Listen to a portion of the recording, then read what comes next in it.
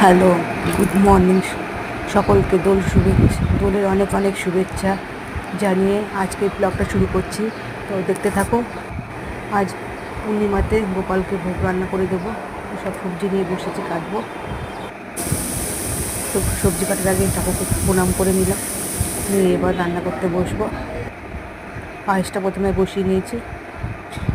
পায়েসটা হতে হতে সব কাটাকুটি করে নিলাম, কেটে রান্না করা হয়ে গেল। গোপুসোনাকে স্নান করিয়ে নিলাম। গোপুসোনা স্নান করানো হয়ে যাওয়ার পর জামা কাপড় পরাবো।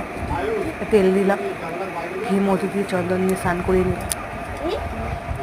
স্নান টান করিয়ে নিয়ে গোপুসোনাকে জামা পরিয়ে নিয়েছি। দেখো তোমরা কেমন লাগছে দেখতে, কমেন্টে জানিও প্লিজ। এক করে সবাইকে, মা কালীকে, রাধা গোবিন্দকে দেখতে থাকো। রাধা গোবিন্দকে জামা প্যান্ট পরিয়ে নিলাম। গোপুসোনাকে, মা লক্ষ্মীকে সব ফুল দিয়ে সাজিয়ে নিলাম। কেমন লাগছে তোমরা জানিও। আর একটা গোপুসোনা আছে, সাজানো হয়ে গেছে। দেখো এবার গোপুসোনাকে কত সুন্দর লাগছে মুখটা। সব ভোগ টোক দিয়ে সাজিয়ে নিয়েছি। এবার প্রণাম করে নিলাম, আরতি করে নিচ্ছি। এবার আরতি করে নিলাম। আরতিটা করে নিয়ে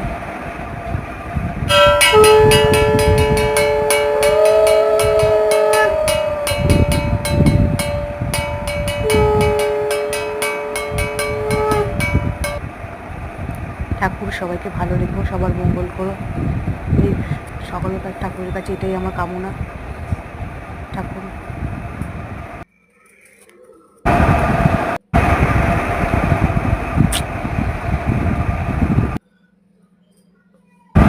ঠাকুর সবাইকে ভালো রেখো।